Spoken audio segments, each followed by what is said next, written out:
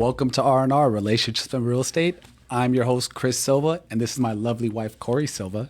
Hello, everybody. Thank you so much for joining us today. We're super excited to have you on our first ever podcast. And I see we have friends here. Yay. Hi, Marcel. Hi, Beth. Hi, Robert. Hi, Julia. We're so excited to see you here. And Betsy, you made it too. Awesome. So Chris and I are going to get started and give you a little bit of history about us and our company, Silva Realty and Silva Lending. Chris, do you want to get started and tell us a little bit about your history? Sure, no problem. So 2004, I got into this crazy business as a loan officer at Countrywide. Did hundreds of loans with them prior to jumping into the broker side with Cori. So all in all, 17 years of real estate and loan experience. And for the last 13, 14, it's been primarily real estate and loans on the broker side. Awesome. And then a little bit of history about me. I began my real estate career in 2004, right after I finished my my degree over at CSUN, and then I worked with WAMU. That's how long it's been. What's WAMU for people that WAMU is don't Washington know? Mutual Washington Bank. Mutual. And then from there, I went to Downey Savings, and I started doing loans there. And then my first month in real estate, I closed 3 or 4 deals, which was so amazing and so exciting that I never looked back. And we've been in this business doing real estate and loans, first with another brokerage, and we've had our own brokerage here for over 6 years. And we're just so excited to be able to help people every single day and help them navigate through this crazy market, and any market really, because every market's a little bit different, right? Sure. So yeah, that's a little bit of history about us. And if you guys have any questions for us that you'd like to share on the podcast, please feel free to ask along. Go right ahead. You wanted to say something? Yeah, so what I wanted to say is we are the owners of Silva Realty and Silva Lending.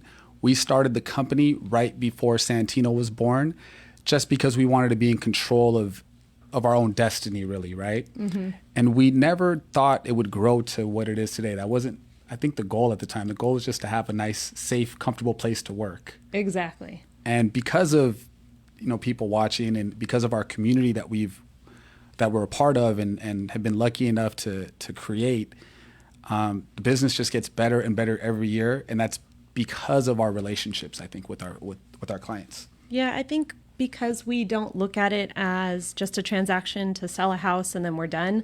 We love building relationships. We actually treasure every single relationship we build. We meet clients and they no longer are our clients, they become our friends. Absolutely. And that's the most important to us because we genuinely care about people. Which the call that we're getting right now all the time is, what's up with this crazy market? Oh my gosh. Should we buy? Crazy. Should we not buy? So just to talk about the current state of the market, because it's 100% still a seller's market. Don't be fooled and think that right now it's not a seller's market. You're going to get a deal on a house. It's not the market for that. But for anybody that was getting your butt kicked all summer long, right now is the time. So I feel really good. Right before we jumped on this podcast, I was on the phone with an agent, took a buyer out 2 times. Awesome. Only 2 in this market. Only 2 times, yeah. And I think we're going to get that offer accepted. Prior to that, we opened escrow a couple of weeks ago. These buyers have been looking for a year with another agent. Wow. Already in escrow. Doesn't surprise me though. But why did that happen? Because they're working with us here in Santa Clarita, and we knew the agent, and that really helped. That rapport, having relationships, not only with our clients, but with other agents, really helps us navigate this market. So we're able to get that client into escrow, and he couldn't believe it. He's like, I've never made it this far. I'm like, well, we're in escrow. So that's something to be there. Very excited about. He never even got a counter in a year. Wow. And a great buyer too, great credit, 20% down. So this market's a little nuts.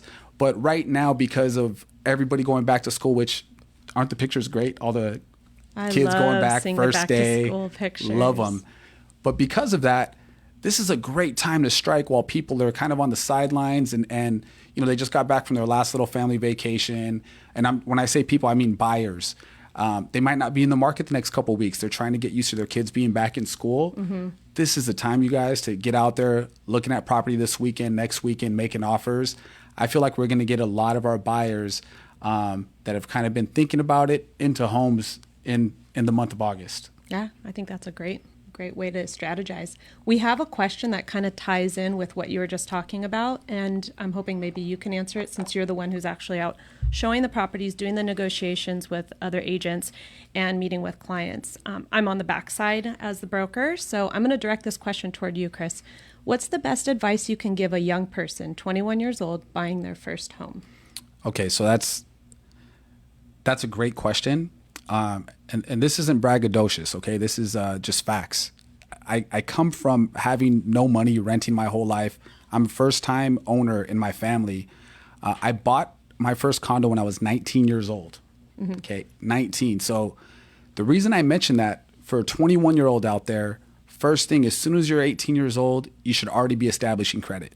It's the number one thing. Hopefully you have a parent or you have somebody close to you that has really good credit and would share that with you. And I'm going to give you guys a tip right now that most people do not know. You can borrow somebody's credit. Let me explain that. So let's say for us, for example, we have a credit line of $10,000 and our balance never goes above $1,000, right? So we're actively using the card, but our balance stays low. Now, if we have, let's say Santino turned 18 years old, we want to start establishing his credit, we will add him to the card as an authorized user. We're not going to give him a card because we don't want that $1,000 balance to go up to $10,000, but he'll be able to borrow that credit. And what I mean by that, about a month or 2 months of being on that card with us, it's going to reflect on his credit report. And it's going to show that he has credit. And very quickly, this is a trick that wealthy people do all the time for their kids. By the time their kids are on their 19th birthday, they already have 700 plus FICO scores. That's a great tip. Yeah, a lot of people don't know about that. They should be teaching this in school, but they don't. I know. So that's the first thing I would do to answer that question. Just to wrap it up, save money. Save money, okay? And if you don't think you're ever going to be able to save money, join the military. The reason I say that is the VA loan is the best loan out there. You buy a house, 100% financing, no money down. You literally could buy a house for cheaper than you could rent an apartment. Wow. So anyhow, do we have any other questions to address? We do have another question on here. It's a little bit different topic. So should we hold off on that one for now, or should we get right to that question? What do you think? We'll come back to that question. Okay. So let's talk about open houses and the people that come through, right? So we see a lot of couples coming by open houses. Right. Some of them, and I'm just thinking about this because of this 21-year-old, right? So we have young couples coming through that are still dating. You know, we have couples that are married and maybe they're thinking about selling their place to buy another place. And can we talk about just like the things that they go through, right? And the things that we went through, I guess, right, as a couple. Like younger couples typically want to have like the dream home, the first house. Yeah, and they want a really nice backyard because they're going to entertain, right? It's their first house. They're excited. They're not thinking about kids yet, and they just want to have their friends over and have a good time. I mean, that was us. That was us. But they're not thinking about maintenance, right? Gardener, electricity bill that you get in an older house, right? Right. Our little 900 square foot house on our first house we bought, that bill was more expensive than a house double that size that was newer, that was energy efficient. I think because our windows were old. The air was just seeping out of the windows. We had no clue what we were getting ourselves into. Because we were young and we wanted this house that we could entertain. You know, it's not a bad idea to get a condo your first place. There's not much maintenance. The association takes care of everything outside the home. Mm-hmm. Those are things that couples should be thinking about. Really needs, not wants, for your first place. Absolutely. Just get in. Because what we do see with some couples too is you're going to be talking about it for 5 years, about this house that you never buy. This dream home, right? When you could have possibly gotten into a home, built a little bit of equity in like the last 2 or 3 years that we've seen it, the market has just gone crazy. And then you could get to that ultimate home that you really like.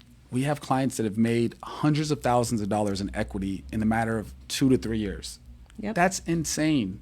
Never have I ever seen like anything like this before. I haven't either. And we've been through the last market where the bubble popped. And I mean, getting up to that point, it was insane with the multiple offers being written, getting outbid on your offers. Now it's just a little bit different because the values have just shot up so much. So.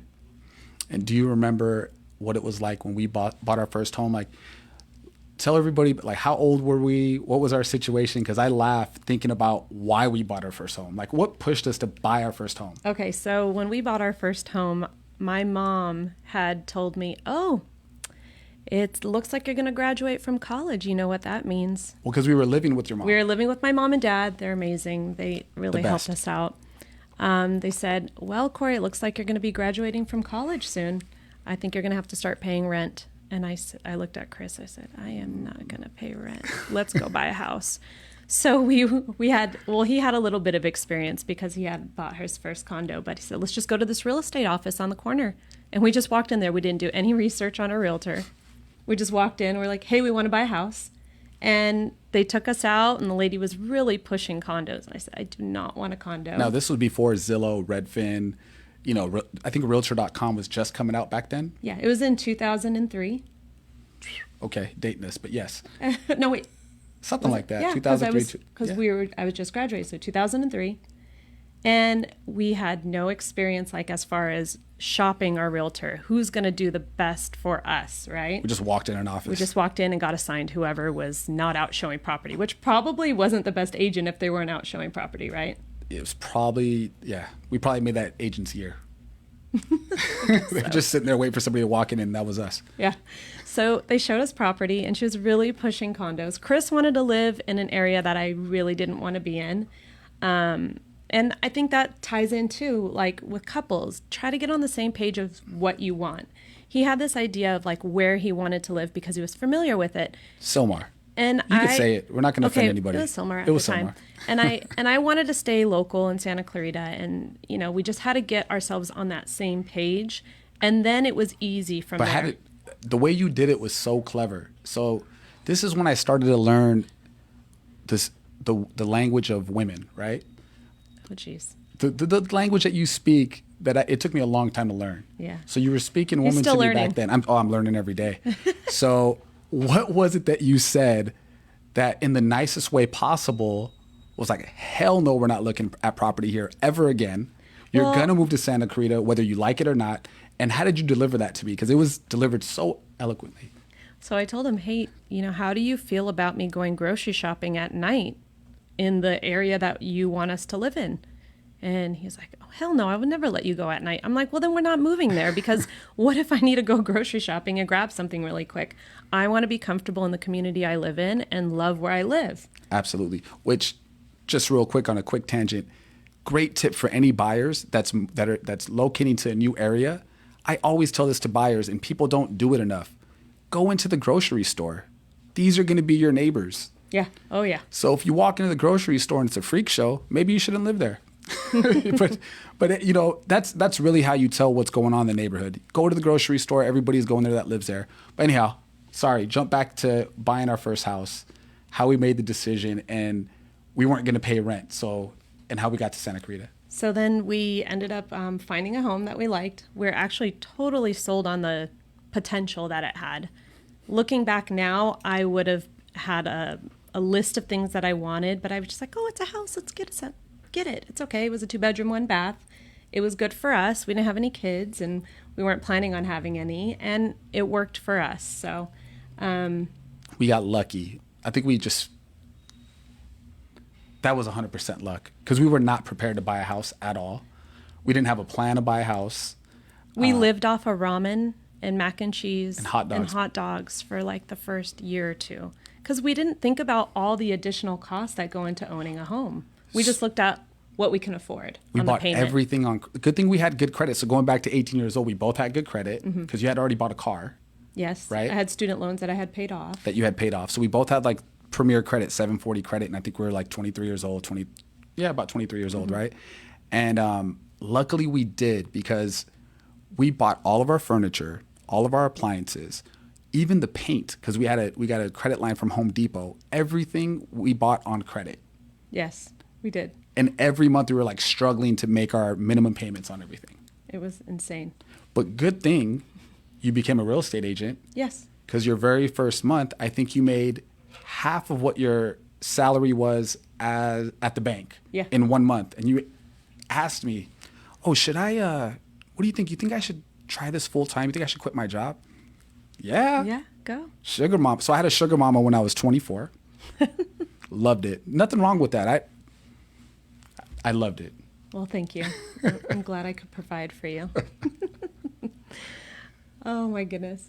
So that's our little story about how we purchased our first home. And luckily, the market changed for us. We bought at a good time and the values totally went up. We were able to get out of our first home and purchase the home we're in now, and we love it. So we have another question, and I'm going to let you answer this one because you're the one that has to deal with me. So it's a lot. It's a lot. So how do you manage to run such a successful, one second. Let me get back to it here. How do you manage to run such a successful business and marriage at the same time? What's the secret? What's the secret sauce? I don't know if there's a secret sauce. I think just being respectful of one another and being able to communicate all the time, right?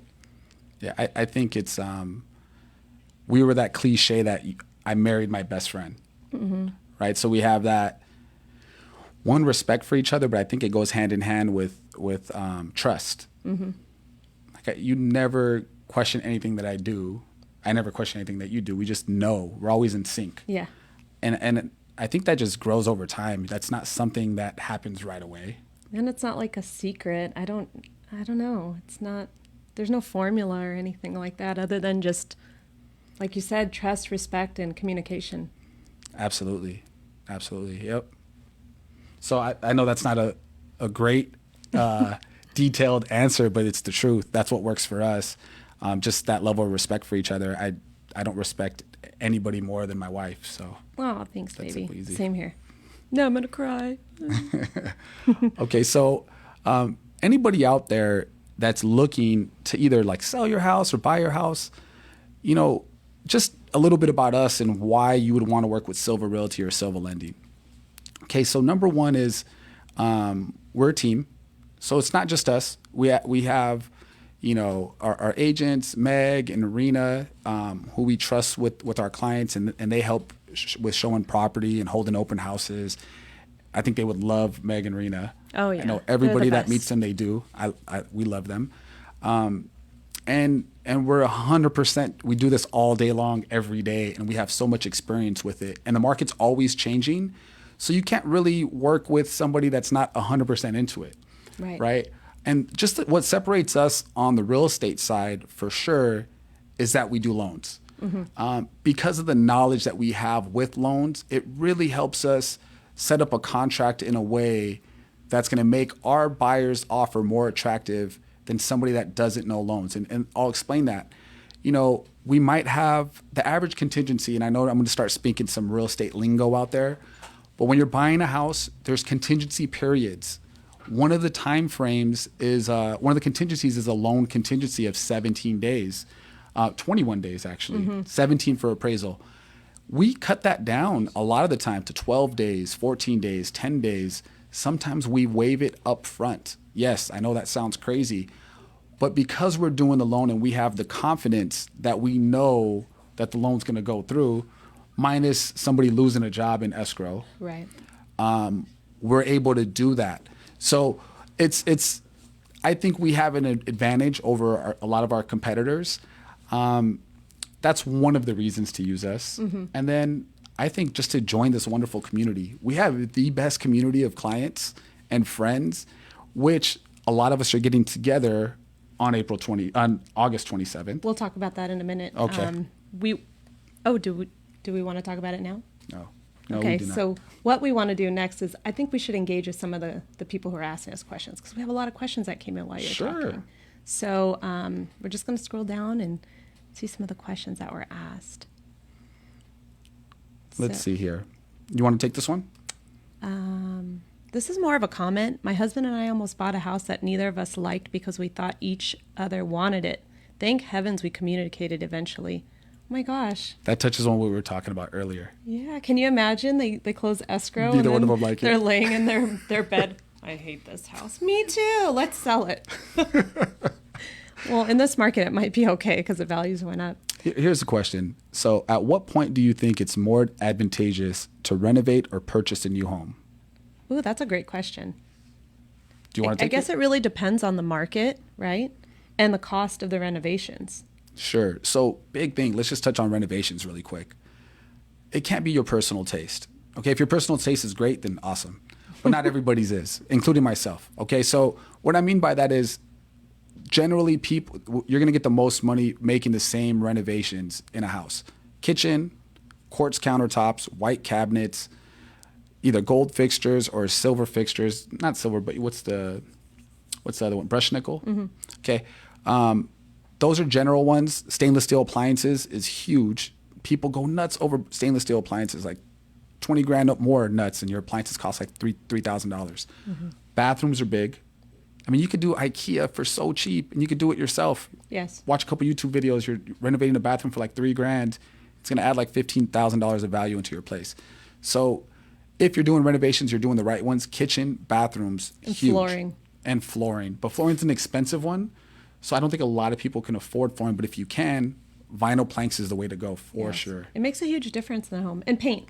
That's the most inexpensive, right? Yeah, and paint, you got to keep it light and bright. Like the light grays is really popular right now. Mm-hmm. And if you're wondering, just go to a new construction. Call us first. We'll meet you there. We'll walk into a new construction. You could see all the latest styles and what's going on and what's popular right now.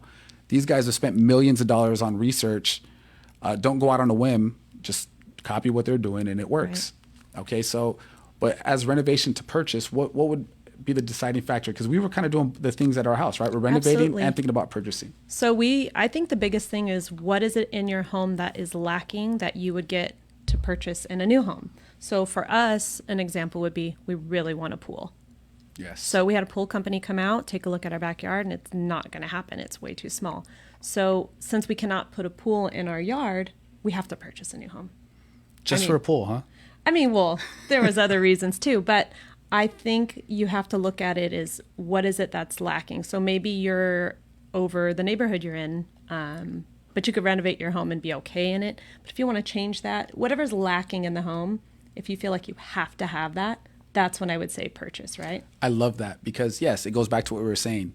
Wants and needs. Right. Right. So you can't renovate a new school district. No. Right. And you can't add a pool if there's not enough room. And a lot of the times, in some of these communities like our own, it's a cookie cutter community that we live in now. You can't build another bedroom. No. There's no room to do it. So if we need a bigger house, we want a pool, we got to move. Mm-hmm. So we're not just telling people to go buy in this market where people think, oh, it might crash. We're going to buy in this market. We're looking to buy ourselves in this market. So let's get another question here. Okay. How long can this inflation last? What do you think will happen once it ends? I can take that. Yeah. Okay. So I think it's going to last. And this is my personal opinion. Very important. These are our opinions, right? None of these are, I'll tell you what facts are, but this is definitely an opinion. I truly believe that this is going to last up until the next election at least. And I'll give you the reasons why. One, I don't care if you're Republican or Democrat. I don't care. I don't care who you're voting for. This is just based on real estate, tied to real estate. I think that the previous administration is running on a great economy. And if the economy tanks between the previous administration and the new election in 2024, I think President Trump comes right in and takes the election. With that being said, though, the reason I say that is I don't see interest rates going up. Okay. And if they go up incrementally. And with interest rates staying as low as they are and also having hardly any inventory, we're going to continue to have inflation. And it's going to happen all the way through 2024. I don't see for this to really change, for the market to change now, we need the rates to really hike up. And when I say hike, I don't mean people are freaking out because, oh my God, the rates were 2.875, now they're 3%. Like, calm down. Right. I'm sorry, calm down. I'm talking about when they go to 4.5%, 5%, you're going to notice a big change in the payment. Mm-hmm. That's when the prices are going to start to come down. But I don't see that happening in the next couple years. Do you? I don't know. I wish I had a crystal ball. I'd be so rich. I mean, here's the thing, like, who would have thought that a pandemic would increase the real estate market, right? Like, people were staying in their homes. So I don't know what's going to happen. Right. I wish I knew. Yet it makes sense. it makes sense why it did, because people were stuck in a place they didn't want to be in, and they wanted a home that they could feel comfortable in since they were stuck at home. and they saved money. Yeah, Right? The people that are buying in this market. I'm not talking about people that are not active in this market, but people that are in this market, they were at home saving money. They weren't going on vacation. Absolutely. They weren't buying cars. It was the first time in our whole relationship that we had one car for like 3 months. I know, that was pretty amazing. One car payment. Yeah, that's never happened before. And we saved a ton of money because we didn't have to really leave the house. Right. Let's take another question. Do we have any more? Actually, before we do that, let's say hello to some of the people who have joined us, because a lot of people have joined us while we've been talking. Hi, Tony. Hi, Mauricio. Hi, Monica. Thank you so much for joining us. Lekka, hi, how Professor are you? Lekka. And then we already said hi to Beth. Cornman. Okay. Hi, Cornman. Valle. Hello. Thanks for coming on. Yeah, thank you. And then who else do we have? Looks like we have another question on here. Okay, so All let's right, get to it. You go take ahead. this one. Okay. Bless you in your business and trying to help people. Golden question that has been asked to several realtors, never got back because of the complexity of the answer, I believe. What's the change of buying a house with an ITN? What's the change of buying a house with an ITN? I'm not sure I understand the question. Maybe elaborate a little bit. Could you elaborate a little bit on that question? We'll come back to that question. And we'll come back to it. Let's see. Is there another question we can answer? I think that's good on questions right now. Oh, sorry. Chance. What is the chance of buying a house with the ITN? ITIN. So the ITIN, is that With a tax ID number? Meaning Yeah, like maybe you he want to means buy it EIN. as an investor? or an EIN? I'm not sure what he's asking. I'm not sure either. Are sorry. you not well, you know what? We'll answer that question off air with go ahead and DM us so we can get more detail from you, and we will not dodge the question. We will answer the question. Okay? So people out there, we're going to be we want them to check their emails for an invite. What invite are we talking about? Okay, so we are having our client appreciation event. Finally, yay! We haven't had one in, gosh, it feels like almost 2 years now. So check your emails. If you haven't already RSVP'd, please RSVP. It's going to be held on August 27th. It's a Friday. And it'll be at 7 o'clock at Brewery Jaconum in downtown Newhall on Main Street. And if you didn't get an invite and you would like to be added to the guest list, please send us a DM. We'll make sure we add you and get you on the guest list. Absolutely. Now, we like to have 2 events a year. One is for the whole family, because if you know us, you know that we love kids. Our children and just children in general, we love kids. But this event is not for that. No. Okay, so you got plenty of time to get a babysitter between now and the 27th. Yes. This is at a brewery. There's going to be alcohol there, live music too, raffles, all that stuff. But it's really not for kids. No, Okay, I mean, we're going to have drinks that we're going to be providing, food, desserts. There's going to be a photo booth there. So everybody who loves to take their selfies, you come on out. We'll get them. They're all nice and printed. And there's going to be a DJ. We're going to have raffles. So there'll be lots of fun prizes to get your hands on. And if for anyone who's been to any of our events before, you know that we don't skimp out on what we give away. I mean, gosh, what have we given away in the past? iPads. A bunch of iPads and a bunch of like that technology for the house, right? Home Yes. technology products. I'll probably be doing some of that, maybe some growlers, just a bunch of cool stuff. Now, if you want to be in the raffle, all right, so let's just talk about that for a little bit. If you were on this show and you were engaging with us, you're already in the raffle. Thank you so much. You're going to be in the raffle. Another way to be in the raffle is through the PAWS Center, bringing a donation for the PAWS Center. Do you want to touch on that a little bit? Absolutely. So when you come to our event, please bring an item. We'll put a list on the Evite that has been sent out to you of things that people or children will need from the PAWS Center. It's a local charity that we are involved with. Well, so the PAWS Center is actually like a wellness center for Golden Valley High School here in Santa Clarita. Now, Golden Valley is, they have the highest homeless rate in Santa Clarita, which is, people don't talk about it, but they have kids that need our help, basically. So what we do for them is we get dry goods, dry foods like macaroni and cheese and whatnot, hygiene products for men and women, so deodorant and female products, and that helps. That helps with them. Anyhow, we'll touch on that later. But you're going to have that in the invite. You'll have a list, and then what's another way to get a raffle ticket at the invite at the event? At the event? A review. Yes. So if you can go online and put a review out for us, that would be great.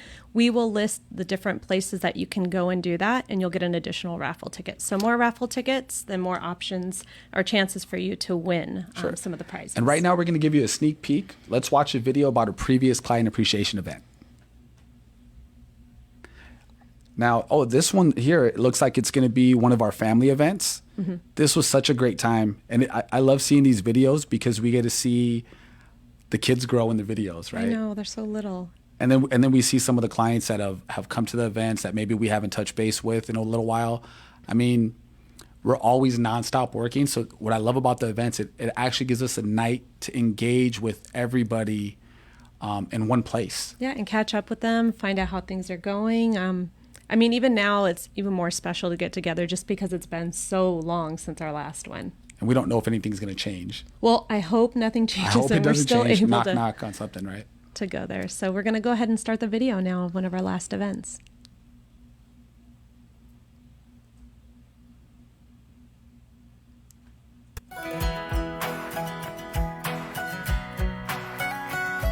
It was so much fun planning and hosting our Client Appreciation Fall Festival. We can't speak for every realtor, but for Chris and I, real estate has never been about making profit. It's about this right here, our Silva Realty family. We treasure the individual friendships that we've made with every one of our clients. Each relationship is special and unique in its own way. We're so grateful to be part of such a wonderful community of beautiful families. And even more thankful to have that community grow every year. We're extremely honored to be a part of your lives, and we can't thank you enough for choosing to work with Silva Realty.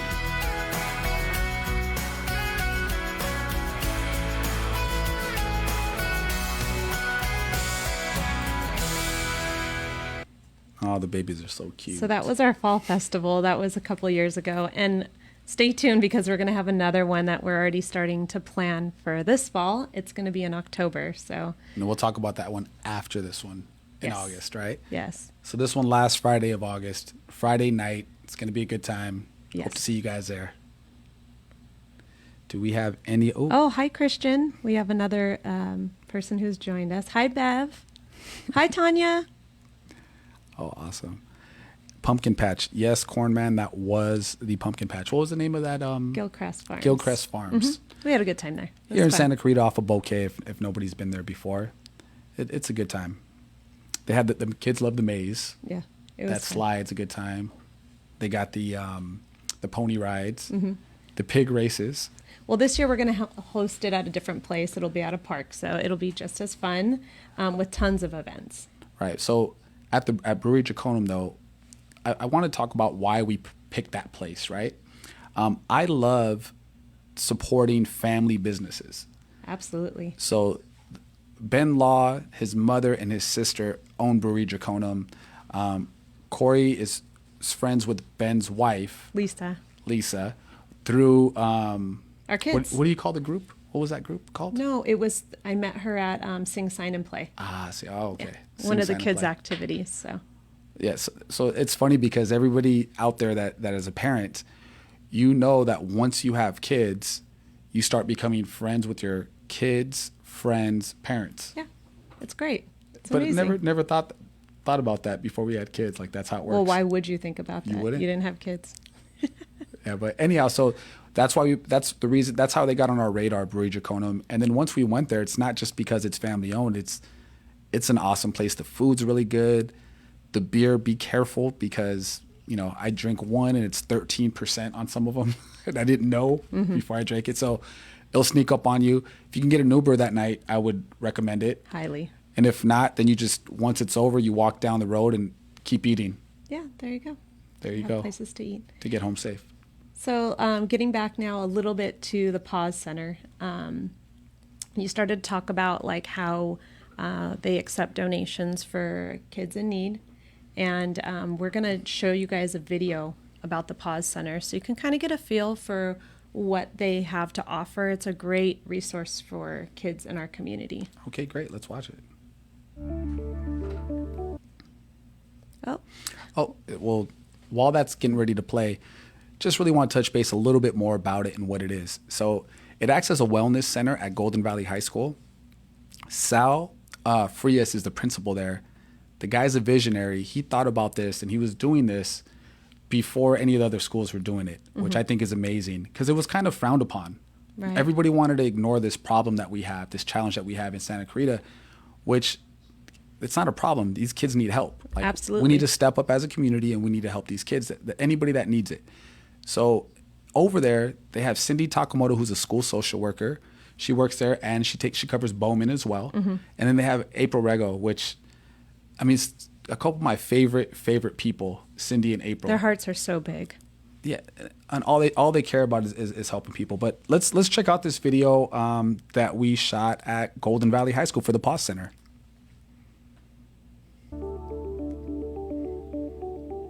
Good afternoon. I'm Cori Silva, Director of Governmental Affairs for NAREP Santa Clarita and owner of Silva Realty.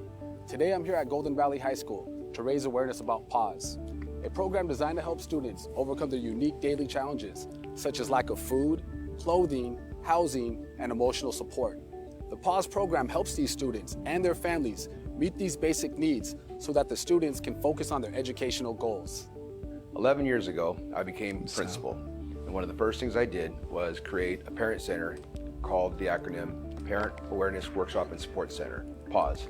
So the PAWS Center is in need of more resources. We have 2 people housing it twice a week, so we could use more support physically, keeping the resource center open. We also could use more regular supplies throughout the year. And again, the funding that we have is very limited, and we operate 100% on donations. To date, we've been open for about a year and a half now, going on almost 2 years, and we've had over 3,500 visits to our center. We see anywhere from 50 to 75 students. We see parents coming in. Every day that we're open, we're giving away bags of food, clothing, school supplies, toiletries, shoes. We give everything away that we have available, but we don't have the resources. We need your help. We need help. Last year when I got housed here at Golden Valley, one of the first things that I identified was food insecurity. Staff members, teachers with drawers full of food or cabinets full of food because they knew their kids were going to come in hungry. Kids that come in and say they don't have any food at home. And this program, the PAWS Center, really works to help support those needs. We've had students come in here and walk away with a couple of bags full of food saying this was the best day of their life.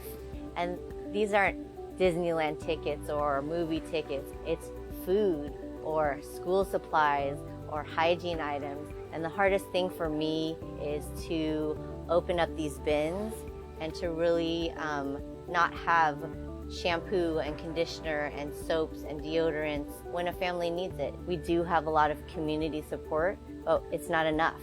So anything that you can do to help support us would be fantastic. This issue really hits home for me because I was one of these students. I would have benefited greatly from the PAWS program. I feel very fortunate to have beat the odds, but many are not so fortunate. Please join me in bringing donations to this wonderful program. Thank you. And that list is pretty true today of what they still need, minus the clothes. COVID's kind of put a pause on, not on play on words, but you can't really bring clothes in anymore because of COVID. When they start taking clothes again, I'll let people know. But everything else on that list, we can get that, probably post that somewhere on the page and share with people. Toiletries is always a need, and food is always a need. And people don't realize how serious this problem is. And when I say I was one of those kids, as a kid in high school, if I didn't go to school, I might not eat that day. So breakfast and lunch, I knew I had that covered at school. Right. And to just show a little bit of the background of that, you know, I'm not embarrassed to say this. It was my life at the time, but I would steal from the grocery store. I'm the oldest of 5 kids. You know, it was mainly my mom there at the time, right? And if I didn't bring food home, maybe we don't eat. Right. If kids need medicine and we don't have money for medicine, you go grab medicine. And I was so lucky. I felt like I had a guardian angel, probably my grandma, right? I never got arrested, which would have been so easy. Right. And if that happens, I'm not here today. I'm in the system, and my whole life is different. Right. You know, maybe we're not even together. Right. And that's why it's so important to help these kids, because Absolutely. I mean, there's a fine line. You could go either way. I mean, it's very tempting when all you want to do is just survive, right? That's the thing. It's not to get ahead. It's survival. Right. You know, and I think people don't understand that. And what I love about the program is kids don't have to do what I was doing back Right. then. When they have that resource. They have there the for them. resource, but sometimes there's nothing there at the PAWS Center. Right. They need our help. So that's something that we're continually we're doing all the time. And anybody that ever wants to donate, always reach out to us. We will pick up and drop off for you. We do not really like monetary, but if you guys have no choice, because we do have people that regularly will send us money, we will do the shopping for you, and then we will text you a receipt. So you will see that your money was spent. We don't make 1 red cent off of this. I don't want anybody to think that. But we will send you a receipt so you guys can write it off or whatnot. And we can get a letter from the school too Absolutely. to show the donation. So now we're just going to, I think we had a few more guests that joined us during the video. It looks like Zeph joined us. Hi, Zeph. Thanks for joining us. Thank you, everybody, for coming on, because this engagement it brings life to the podcast. Does anybody have any questions? We ran a little bit over, but before we wrap up, does anybody have any questions? Oh, it looks like we have a few questions. Do you need volunteers? So I'm going to get back to you on this. So we have another event coming up. It's a Give a Turkey event. All right, we're going to touch on that on the next show, but we will need volunteers for that because we're going to do a food drive, hopefully at Walmart again. They're a great partner with us. The Super Walmart in Canyon Country off of Carl Boyer. So we're looking to do an event like that again, and we will need volunteers for that. And I'm going to be there myself, and I would love to see you guys there as well. So anybody that wants to volunteer for that, yes, we will need volunteers. Thank you so much. Thank you for asking. And then the other question was, what about clothes? Unfortunately, they aren't accepting clothes right now due to COVID, but hopefully things will change once the pandemic gets a little bit more under control. Sure. But there's so much we want to talk about. We'll probably be saving that for the next podcast because we went a little bit over on time today. But we loved having you all here today. Please tune in every week on Wednesday at noon. We will be here live chatting with you and talking about all things real estate and relationships. Did you have fun? I had a lot of fun. I had a lot of fun too. How about you guys? Any last questions before we go? Okay, if not, we will see you next week. This is R&R, Relationships in Real Estate with Cori and Chris. We'll see you next time. Thank you. Bye. Bye.